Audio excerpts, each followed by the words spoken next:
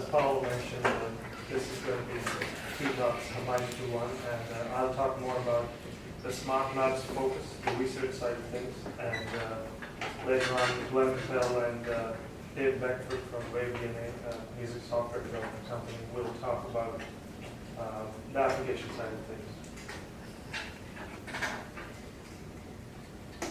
So our aim is to model musical emotion in listeners using a combination of different features. So audio features, musical features, and physiological features.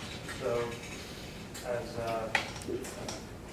David Kappel pointed in his talk, the idea that we have the CogMIR community primarily uses audio features, while there's other symbolic features that the music cognition community uses. We want to get the best of both. And clearly the results of this research have strong application value that has been emphasized throughout some of today's talks for various kinds of music recognition systems, emotion prediction systems, even composition tools. So the lab's goal is mainly to further research in cognitive modeling of emotion appraisals made by listeners with strong implications for application development. We are currently using specifically neural networks, feed-powered neural networks, or multi-layer perceptrons with a single hidden layer. The reason why we like using neural networks is they are excellent computational models for modeling cognitive phenomena. There are some clear advantages to using it. First thing is they go beyond just linear regression. They provide you with a non-linear regression type of solution. And when you limit it to just one hidden layer, that level of complexity, that allows us to also look back into the features and see what their contributions are towards the predicted solution. There are some disadvantages that we are aware of. Like, although they may give you reasonably good prediction performance, they can fall into some problems like local minima, overfitting, which the machine learning audience is very familiar with. So our long-term goal is to go beyond neural networks and also look into other methods like support vector machines and deep-delete networks for emotion prediction. But at the same time, we're aware that from a cognitive modeling of emotion standpoint, these are not necessarily the best techniques. They're sophisticated, yes. They could give you emotion prediction. But in terms of furthering a theory or even illustrating a cognitive theory as a model, neural networks are still good. So we still see a lot of value in learning that approach. So in this talk, I'll just talk about, I will just mention two projects that are, one is something that we've already completed. That will essentially be the gist of my SMPC talk. So I'll try to go through it briefly. The second project is an ongoing project where we're in the data collection stage. So I'd like to talk to you about the design and how it was motivated by the results from our first project. So looking into this relationship between music and emotion, so first thing is as a listener, when I listen to music, there's something I perceive in the music, irrespective of what I feel. So the music itself has certain features, whether you think of it as audio or symbolic features, that conveys something about the emotional quality. So that enables you to make your emotional expression. But then you also feel something when you listen to music, and that also goes towards your judgment. And one of the ways how we capture our feeling is through the physiological responses we go through as listeners. So what we feel is that to really get an appraisal, an emotional appraisal of a listener, you need to look at this in a hybrid sort of way, where you think of it as two different streams of input that are of judgment that are being finally awakened together by the listener. One from perception and one from feeling. There are various studies that have already been done involving both audio features and using it for emotion prediction in the form of, say, discrete emotion categories and then predicting them, happy, sad, etc. There are also studies that have attempted to capture physiological activity patterns associated with emotion during music listening. Two of which I just wanted to mention are one by CogMIR, they created an emotion recognition system using physiological input. But their data was based just on 3 participants. Then there's some more work done by Coutinho and Cangelos, who used psychoacoustic features, then also a combination of psychoacoustic and physiological features for emotion prediction. So our goal is to continue this line of work, but obtain a better understanding of this relationship between the music-based features, physiology, and emotion. So, as I mentioned, there is a perception side to it, irrespective of feeling, which you're using for the judgment. To capture that, we implemented a neural network that used only audio features alone, and I'll explain that later. And to capture the judgment that's actually made based on the feeling, we designed a network using physiological input features.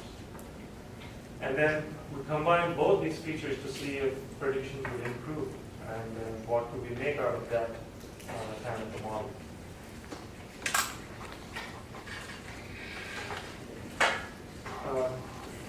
One thing that resonates well here with Marcus's talk is the fact that the whole idea here is you think of designing a model, and when you design a model, the idea is you design it with some kind of informed constraints based on cognitive science. And then you wanted to model, in this case, predicting emotion ratings. You wanted to do the task as closely as possible. And when it reaches that reasonable level of performance, you can then interpret the findings in whichever way you want, and an illustration of the theory or an extension. So just briefly talking about the data here. So most of you, I'm sure, are familiar with the valence and arousal axes. So valence being going from unpleasant to pleasant on the x-axis, and arousal from calm to excited on the y-axis. We chose 12 different classical music excerpts based on previous studies which had already found that these mapped along those different quadrants. We chose these 12 excerpts such that 3 of them mapped onto each of those 4 quadrants. And we used data from 20 participants who heard these 12 excerpts in this order of white noise, followed by the musical excerpt, followed by silence, then again white noise, music, silence. And they heard it, each participant heard it in a randomized order. And then they rated the entire piece for valence and arousal.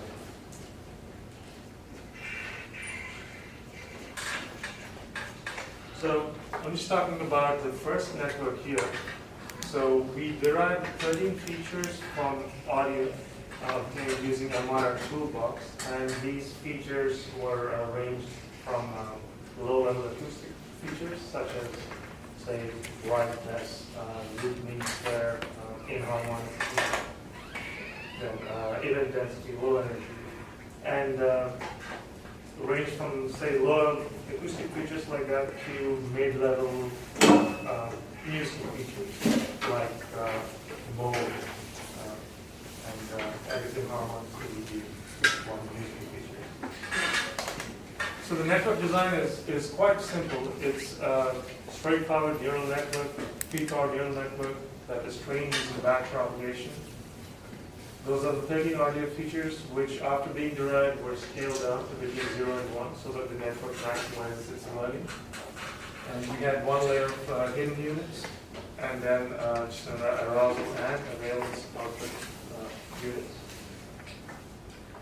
The network was trained using standard back propagation for till the mean squared error was less than 0.012, so it converged. And then we tested it on. So I need to explain one thing which I forgot to mention is of those 12 melodies that I showed you, only 8 of those were in the training set which the network was trained on. And the other 4, which is one from each quadrant, was what the network was tested on. So in other words, it only was exposed to 2 from each quadrant and then it trained on it. And the other 4, one from each quadrant, were what it was not exposed to. Same thing with the physiology network. So here we did not look at the audio features at all. We just looked at the physiological response of the participants for those excerpts, the same participants, the same excerpts. And the 5 features we captured were heart rate, respiration rate, and then skin contents level, and your facial muscle activity, which is the colligator supercilii and the xyliomantis. And the reason we chose these 5 were because were based on literature. Again, heart rate, respiration rate, SCO matching more with arousal, and the facial muscle activity corresponding more with the valence dimension. Once we collected these features, we used the white noise physiological responses as the baseline, and we subtracted that from the music segment of the physiological responses for each participant, and averaged them together. Filtering, standardization, baseline subtraction, all of this was done using feature findings. Glen Kappel presented the finding of the speed poster talk, and there will be a poster as well later on that you can check out. It was exposed to the same 8 melodies and trained on it. And again, the same simple architecture. One input layer, hidden layer, and arousal and valence outputs. The inputs were all scaled between 0 and 1 again, and the connections were randomized. The network was trained till it converged. And to match the audio features network, it was trained till the mean squared error was less than 0.012. So I'm now going to show you some results quickly. The 4 in black here are the melodies, the actual ratings of participants, the mean ratings. And these are the 4 melodies the network was not exposed to. The red here for each shows how well the network performed. And this is the audio features network. And you can see that it does quite well on 3 of them. This one, reasonably well on this, and this as well. And it's off on one of them by arousal, in the arousal dimension. So what we did was we computed, you can take the Euclidean distance and the average of it as an error measure, and then convert that into an accuracy measure like this. So this gives you the overall accuracy as well as the valence and arousal accuracy. Same thing again with the physiological features. The one in green here shows you the network's prediction for melodies. For these 4 melodies it wasn't exposed to. And you can see that the overall performance is around the same as what it was for the audio network. So this suggests that you're not gaining anything much by one or the other, like both are performing almost around the same. So what happens if you actually combine both? So what we did here was we just took all the features, the audio features and the 5 physiological features together and retrained the network on the same 8 melodies. Tested it again on the remaining 4. And the one in blue is the one that is the all features put together network. And you can again compare it with the black here, and you see that it does marginally better. I mean, so in certain cases like this, where the physiology network didn't do as well, this improves that performance a little bit. And overall, it's about the same. And you can look at its accuracy. So this is the audio network, which is about 86%. The physiology network about 87%, and the combination is about 89%. So what we noticed from here was there was some gain in performance, but not by much. So, and another thing is during training, it facilitated an earlier conversion. So definitely one audio features, but gaining a little more when you add physiology, or vice versa, whichever way you look at it. So perhaps what's happening from a theory standpoint is the combination of judgment is happening at a much later, higher level stage. So from a modeling standpoint, you could think of it like a meta-level network that is combining a listener's emotion judgments into one final appraisal based on what they perceive, but not necessarily feel, and then what they feel, and then judge based on that. So you could use a meta-level network, something like a committee machine, is what we use here. So instead of combining it at this earlier stage, what we're doing is completely separating the networks using two separate networks, one audio features, and that gives its own output. The physiology gives its own output after it's trained. And then how you combine them is where performance can be improved. The first basic kind of combination you can do is you can just do a 50-50 contribution, just half of the contribution from each. Then as a next step, what you can do is you can find outcome weights. So what we did was we did linear regression of those weights, just using the outputs from each network as our predictors. And it gives you, first I'm going to just show you the performance here. So the one in red is just the ensemble average, which is just a basic 50-50 contribution from each. And you can compare it against the black. And the one in blue is where the weights were actually learned by linear regression for these completely trained networks. And you can see that there's a clear improvement in performance. It's 92.4% versus 88.3%. So this is one way of using networks to model something as regards emotion. But at the same time, it gives us some good insights into what could be used even from an application standpoint in the form of a meta-level network. So in our ongoing study, the first thing we wanted to do is expand our data set. We only have 8 training melodies and 4 testing melodies, so that's really the target. You want to go beyond that. And then you also want to test on different genres and different types of listeners based on their preference and their culture. That's been kind of like an underlying theme for most of the offline talks. The idea of customizing it based on the listener and their preferences. So we're using 120 MIDI-based excerpts, and these span across 4 genres: blues, metal, pop, R&B. We had different motivations for choosing these 4. They're well represented and they're more mainstream on the valence arousal dimensions. Each excerpt is approximately 32 bars. We broke the study down into 2 phases. Each phase is more or less the same, is exactly the same as the other, but just gives us a way of looking at results in intermediate stages. We're also capturing continuous emotion data here, which some of you are already doing, because you want to know contextual information and how context affects your feeling and your emotional appraisal as a result of that.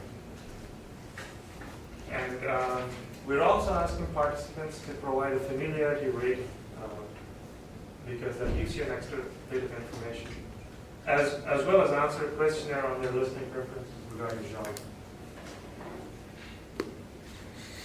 So now we have the training. The design is more or less the same. Out of these 4 genres, each participant listens to 3 from each genre, and all these 12 excerpts are randomized. And we have all these 3 features we're collecting. The reason we wanted MIDI was you have higher level symbolic features you could extract from it, which are useful for WaveDNA standpoint. We're also collecting audio and physiological features like we did for the previous step. Now, from a machine learning standpoint, I understand 120 is still fairly small as a data set. But the thing is, we're also collecting physiology along with that. And in an ideal situation, I would love to have like the million-song data set with physiology as well. We need physiology for everybody. But we don't have that, so we're in the process of building data sets. Now I'm just going to give you a quick sneak peek, because this is still an ongoing project. We're collecting data of two excerpts. One was in blues and one was in metal.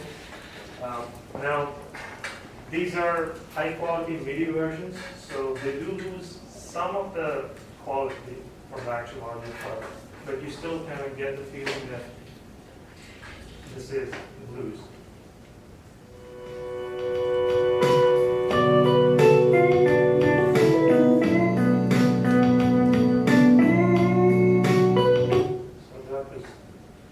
So you can see how participants rated it. So here we took the continuous in motion for the entire excerpt, averaged it for each participant just to see how it mapped.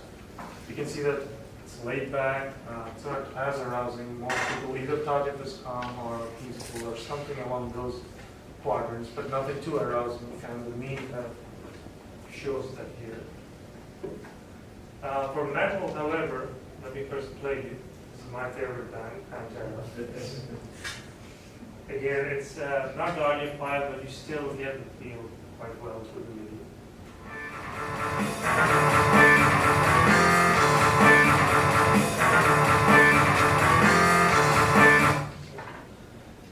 Most people agreed, most participants, like almost all of them agreed that it was high on the arousal dimension. There are some who kind of thought it was more unpleasant in terms of valence, but there are some like me who think it's more pleasant. So this is where I think we are in a better position, because we have preferences for people, we have their familiarity, and we can start building customized kind of prediction networks. And that's where I think there's a lot of application value to this kind of work. I'm just showing you for the blues piece again what the continuous ratings were. So it's bar by bar on the x-axis. And the one in black shows you the mean rating. And this is the only melody we trained a neural network on. It's a basic recurrent element neural network that I'm showing you here, which captures context. Now it's up to us to choose how much would be context. Something again Marcus spoke about in terms of higher order versus lower order and what matters more. So right now we're just showing you a bar-to-bar kind of setup here, where the network was trained on that melody. We're just showing the network's trained predictions in blue on arousal and valence when compared to what the actual melody's predictions were for listeners when you average them together. It clearly does well because it's overfitted just to that one melody. But think of the power as a generative kind of a model. When you actually train it on a certain set of pieces within the data set and then test it on a different subset of that. And then let's say you get reasonably good performance, but that becomes a model of its own that can be applied in practical context. I think I'm going to stop my talk and hand it over to WaveDNA. I just want to thank a few people here. Chris Machine and Jillian Sandstrom for the data, the initial 12 melody data set. That was really the impetus for us to move on to this bigger project. And Salwa Shay for data collection, Chris Lenses for digital extraction.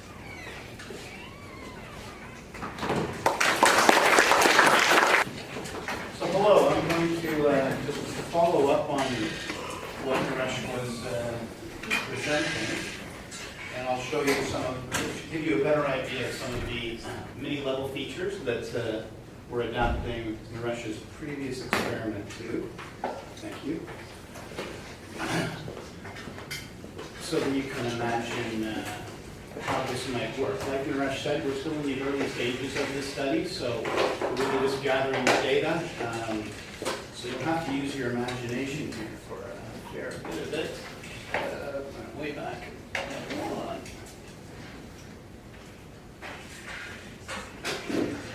Watch the slideshow in reverse.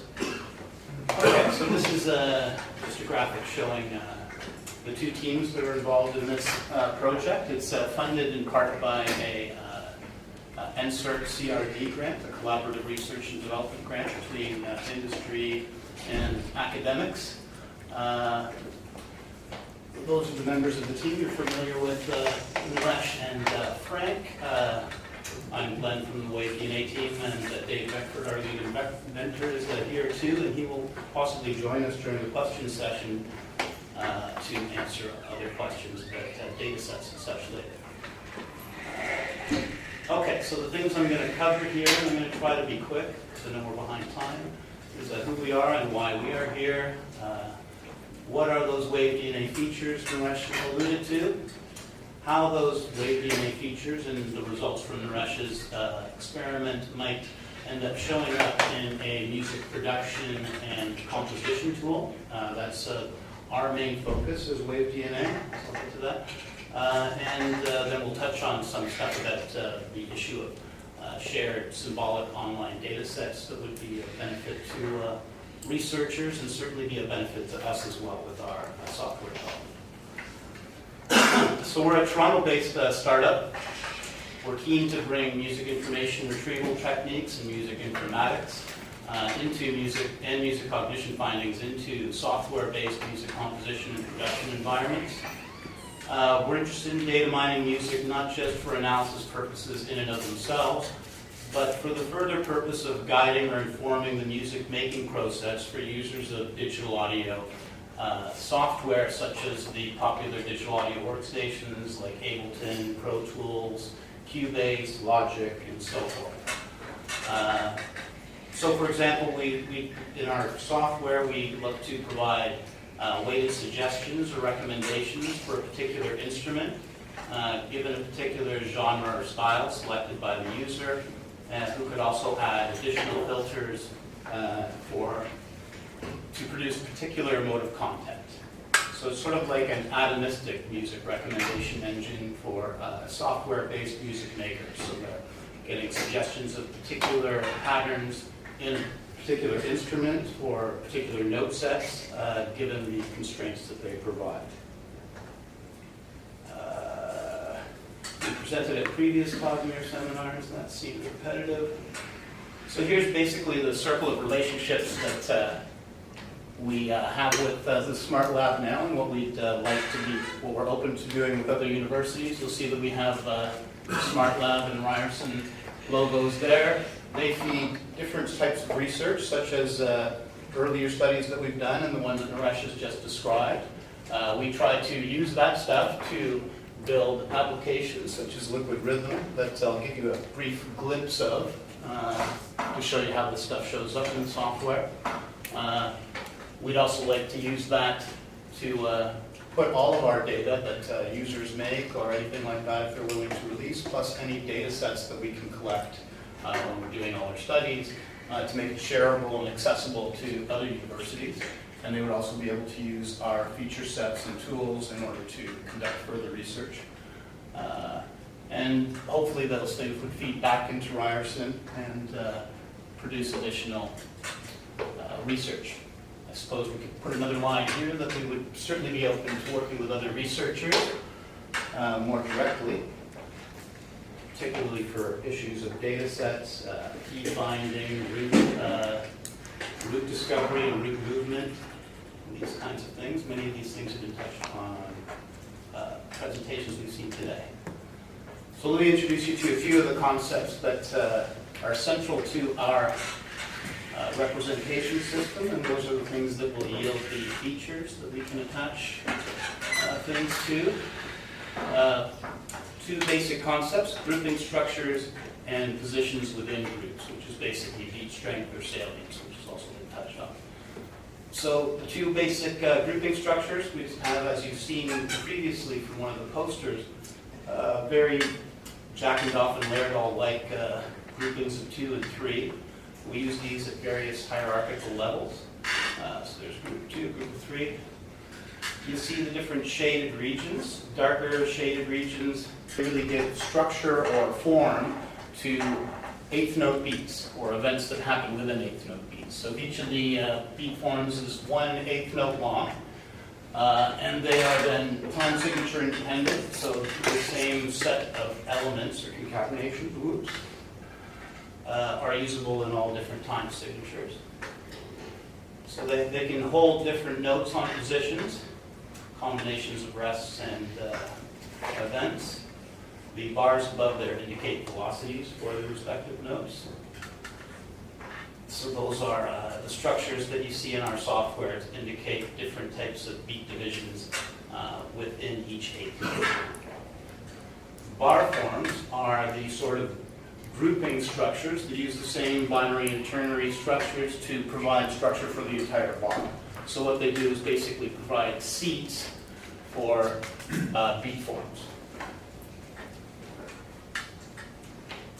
So there's how we see a bar form holding a selection of beat forms. So there's note events at the top, beat forms at one hierarchical layer, and bar forms at another layer. So those elements in 4/4 time, if you go through all the various activation patterns for eighth notes being on or off at the bar form level, there's 256 different possibilities. And we arrange these on a wheel here, just to show all of the different musical possibilities at the eighth note level in 4/4, say. And these are the bar beat forms, all arranged in another circle. And like I said, those are constant for any time signature. The bar form map is divided into quadrants. It has some organizational structure as well. So those are the different grouping patterns. All of the patterns within this quadrant are part of this family, we call it. Same for the other quadrants. What that means too is within each of these cells, there's a degree of similarity between the patterns. So in a sense, there's some perception, cognitive aspects baked into the representation, but that's rather low down. Some advantages of these symbolic features: we separate concern, and we have an increased ability to capture and analyze syncopation or rhythmic complexity between specific instruments than you would get in, say, audio data, and even, say, compared to standard notation. So we get that by separating to a compositional sort of layer, which would roughly correlate with the bar form level, a performance capture layer that would indicate the beat forms, particularly ones that don't have activity right at the beginning of the note, so if you're a little late. We also have another layer of expressive content for velocities and slight early and late offsets from the positions that we showed in the beat forms. And now I will try to show how these things work in our software. We have a booth set up outside there, and we will have a booth at least one day at the SMPC as well. So if you want a better demo, you'd be much well advised to see the people we have at the booth who are much more skilled at operating the software and helping turn this into a sort of full product demo. So this is sort of your general range canvas that we have in our software. It's sort of a drum machine, an intelligently informed, cognitively informed drum machine in some ways. You have your channels down the side here for each of the instrument types. There's different colors that show different types. So picks are in blue, snares are in red, hats are in yellow. That will be pertinent. I'll call it this here. Okay, so here you see again the map I showed you before. That is the bar form map, or sorry, beat form map, and this is the bar form map here. What you can see on that, the difference between what I showed you before is that in this one, there are variously shaded regions, and it's shaded in the same color as the instrument track. And right now, this is set to the genre of metal. So what we did was we used a data set that was a variation of the one that Naresh was speaking of in the experiment. And we decomposed all of those rhythms. And so for each of the genres, they show up. The darker ones are used more often, the lighter ones less often. And you can see if you go through different genres that they have sort of different distribution patterns for the kick drum for various different kinds of genres. And they're specific to each instrument.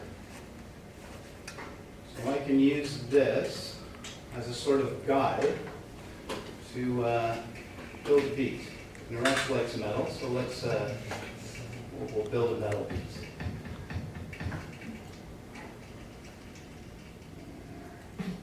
I'm just sort of doing this rather randomly, but I'm selecting some of the suggested patterns. And I'm going to turn this up to metal. Right now we sort of only sketched out the bar form level, but we want to get a little more aggressive by adding some of these things into here. So what you see, this is highly unusual too, that there's this much activity so many of these different beat forms used in the kick pattern. Now that's quite unique to metal. So now I have, these things are feeding through bins here that I loaded these in. So this is sort of a beat weaver that I don't want to get into too much detail with. But let's stop this. I'm not particularly great at building a beat. I don't want to carry that on. But you can see that these are acting as suggestions. So if you don't know how you would go about building a beat of a particular genre, you can call it up, and it'll give you suggestions for what, based on that corpus, has been used more often. You can use that as a guide in constructing your beats. There's an alternative to this too. If you find the wheel on the wheel D, you can go to this view here, which is basically a tumbler that concatenates various combinations. Let's see that it's fed right now from the beat seeker. So these are the heated bar forms that are feeding over here. This is the most popular used one, and then scrolling down. Down here you can change the beat forms that are going to show up in your scroll here. And I think you get the main idea. What I want to show you quickly here, this is going to probably crash the software because it's a widget that is in a bit of a state. It's not in our release version. It's still in our beta. But this is based on the results of a previous study. So work for only one instrument before it crashes things.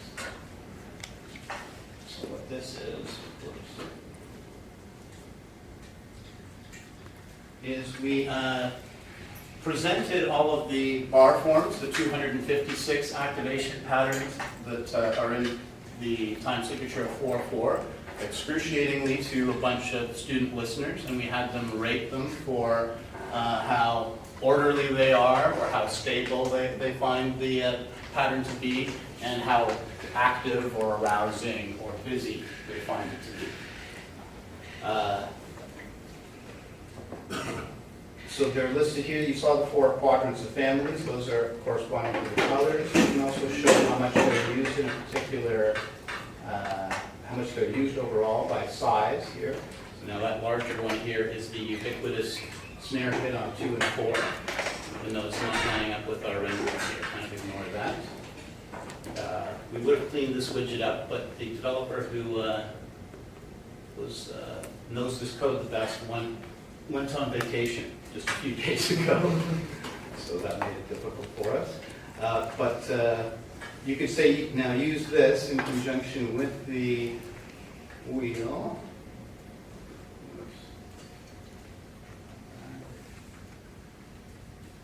So I can then screen off. It's not going to work for me. Whoops. So what this would normally do would be provide a filter so that only the activation patterns that are in that window would show up on this map. So you could look for convergences of use of a particular genre, and if this pattern was also revealed to be one of the ones in the window, it would also be available to you. So let me, like I said, if you want a better demonstration of our software, that would be available. So let's get out of this now. So we have not much time.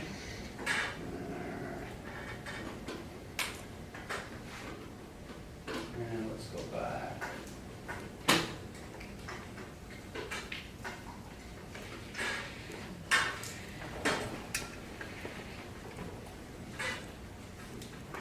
Okay, so some of the questions we entertained posing from the results of Naresh's research, and find ways to put this into our software in the same sort of way that you saw with the cognitive overlay, with the assistance of your imagination, I hope. Can we capture syncopation ratings and find meaningful correlations with emotional data?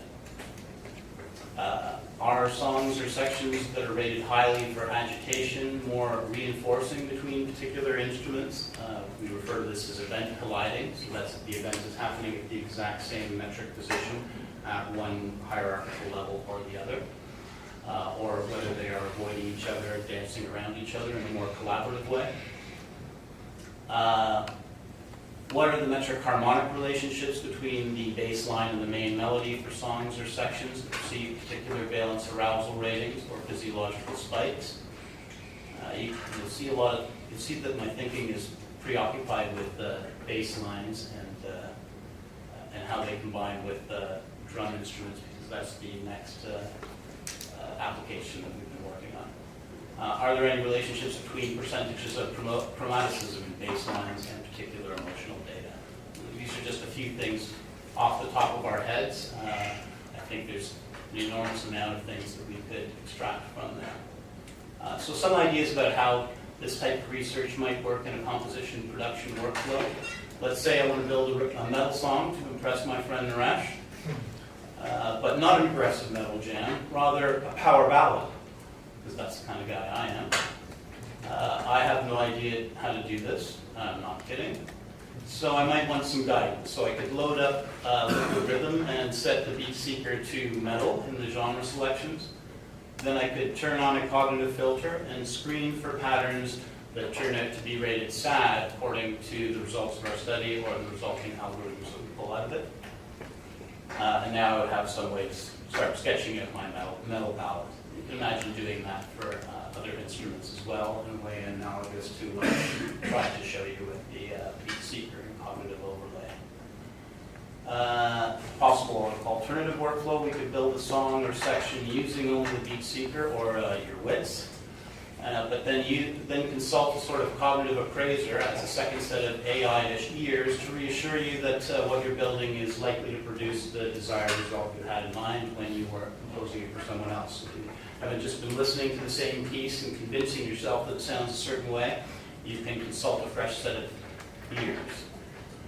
So in summary, we believe that this type of research will lead to increasingly powerful intelligent assistant features for commercially available music composition and production software.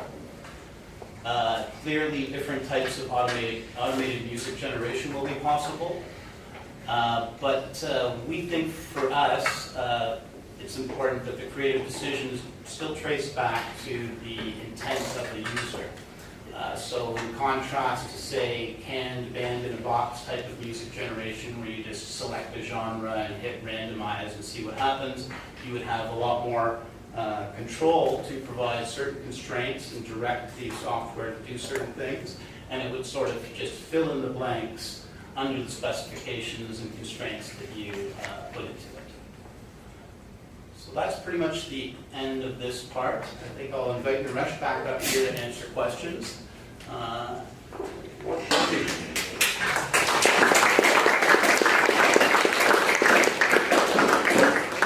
Dave will join us too, so if you have any questions about shared online data sets or anything like that, it's probably better suited to answering than I am.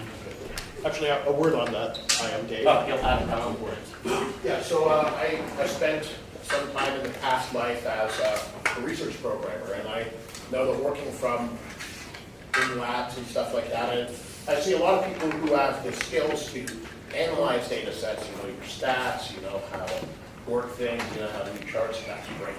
But where I see people consistently fall down is the actual preparation of those data sets. So there's processing with MIDI, dealing with the APIs, and there's a lot of stuff, especially a master's student, if you have a small amount of time to, it's a lot of technology demand on somebody for one people. So what we want to do is aggregate data sets under our molecular format, and the goal of this will be to provide easy access to a bunch of data, but also allow people to peer deeper into some of the musical relationships of existing pieces with our technology. So our goal would be to, also what we want to do is, we're working with, we're in the process of talking with music publishers, where we want to seek clearance for popular music for the purpose of academic and research studies.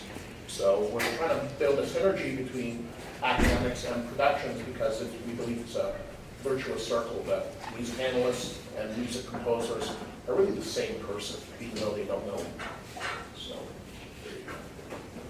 So any questions for Naresh as well?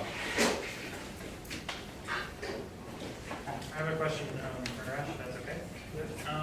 I was a bit confused. So, within the first few slides, you showed what essentially to me was a path diagram, showing you're basically showing that your musical features could predict your biosignals. Your biosignals could in turn predict No, I was just saying the musical features can predict emotion. I wasn't going from musical signals to biosignals. What I'm saying is, although that's something if you choose to do, I mean, that's a different direction altogether. But I'll let you complete your question. So that's great. So then my question would be, are you interested in this idea of the peripheral feedback loop, where the suggestion is that first, the biosignals are not independent. So in a multiple regression model, you wouldn't have predictors where you say, here are my biosignals, here are my musical features, and I'll throw them all together, as you did at the end. You want to do something more like a path model where you suggest that the biosignals are mediator variables, they're kind of stuck in the middle, where the biosignals are reacting to the musical features, and then they're both in turn reacting to your valence and arousal. So what I'm curious about is if you're interested in trying to predict biosignals and musical features as mediators, and then move into emotion. That is definitely an interest. It's just, it wasn't in the scope of this, but yeah, that's most certainly an interest. Yes. You'll have to do it carefully though. I mean, I don't think you do all live features at once. You probably have to isolate to certain things. Like, I know the valence features are harder to capture, but maybe heart rate, inhabitants level, start or something like that. And how do you scale up once you scale down from the network elements? Then how do you customize to each participant based on their baseline, which also varies based on the time when it is, etc. So there are quite a few challenges there. Frank has something to add. Yeah, I'll just take that idea a step further. An interesting possibility that we've at least talked about, and I've seen people in other areas utilize, so other areas of machine modeling, is to predict the biosignals from the audio features. So you don't need the biosignals at all. You could eventually have this machine listener that gives you the biosignals from the audio features, and then you can have that kind of mediation model that you described, but you're driving it entirely from the audio signal. That would be a wonderful place to be, where you can basically stream in audio and have a subjective appraisal of emotion and goals over time. I think it's entirely doable.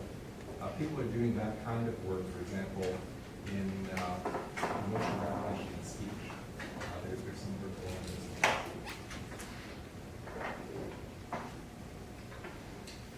I had a question about the at choice of the different emotions, so you chose agitated, happy, sad, and peaceful. So it's not really Those are, you could think of them as labels. Essentially what we wanted was spread out all across things in the arousal axis.